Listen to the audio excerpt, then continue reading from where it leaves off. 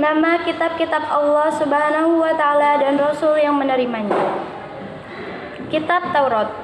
Kitab Taurat diwahyukan oleh Allah Subhanahu wa Ta'ala kepada Nabi Musa alaihissalam di Bukit Tursina, daerah Mesir. Adapun bahasa yang digunakan adalah bahasa Ibrani. Firman Allah Subhanahu wa Ta'ala sebagai berikut. Bismillahirrahmanirrahim. Wa atayna Musa al-kitaba wa ja'alnahu hudan li bani Israil alla tattakhidhu min duni wakila. Quran surat Al-Isra ayat 2.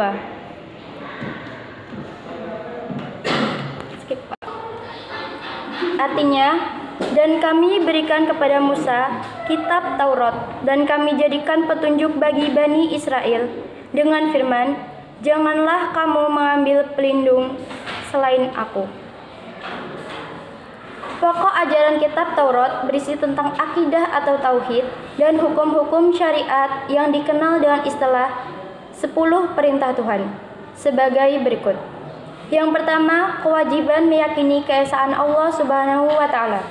Yang kedua, larangan menyembah berhala atau patung. Yang ketiga, larangan menyebut nama Allah secara sia-sia. Yang keempat, perintah menyucikan hari Sabtu. Yang kelima, kewajiban menghormati kedua orang tua. Yang keenam, larangan membunuh sesama manusia. Yang ketujuh, larangan berbuat zina. Yang kedelapan, larangan mencuri. Yang kesembilan, larangan menjadi saksi palsu. Dan yang kesepuluh, larangan mengambil hak orang lain. Yang kedua ada kitab Zabur. Kitab Zabur diwahyukan Allah Subhanahu wa Ta'ala kepada Nabi Daud alaihissalam di daerah Yerusalem, Israel, pada sekitar abad ke-10 Masehi.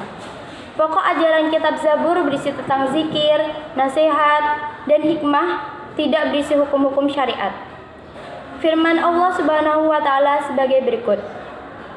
Bismillahirrahmanirrahim. Wa atayna Dawuda Zabura. Quran surat Al-Isra surah ke-17 ayat 55. Yang artinya, dan kami berikan Zabur kepada Daud. Yang ketiga, kitab Injil. Kitab Injil diwahyukan Allah Subhanahu wa Ta'ala kepada Nabi Isa alaihissalam. Kitab ini pada intinya berisi ajakan kepada umat Nabi Isa alaihissalam untuk hidup dengan zuhud, yaitu menjauhi kerakusan dan ketamakan duniawi. Firman Allah Subhanahu wa Ta'ala, Bismillahirrahmanirrahim. Wa qaffayna ala atharihim bi'isa bani Maryam, yang artinya, dan kami teruskan jejak mereka dengan mengutus Isa putra Maryam. Quran surat Al-Maidah surat ke-5 ayat 46.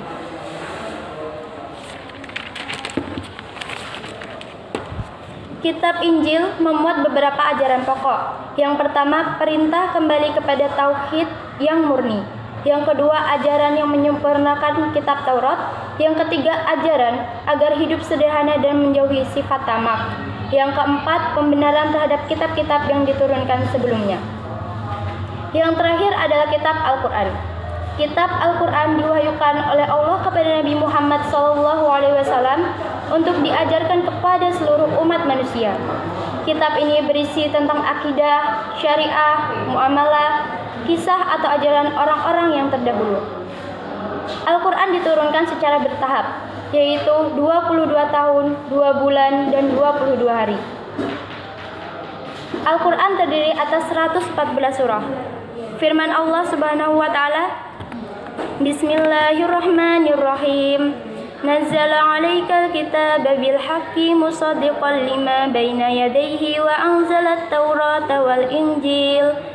Yang artinya, Dia menurunkan kitab Al-Quran kepada Muhammad yang mengandung kebenaran, membenarkan kitab-kitab sebelumnya, dan menurunkan Taurat dan Injil.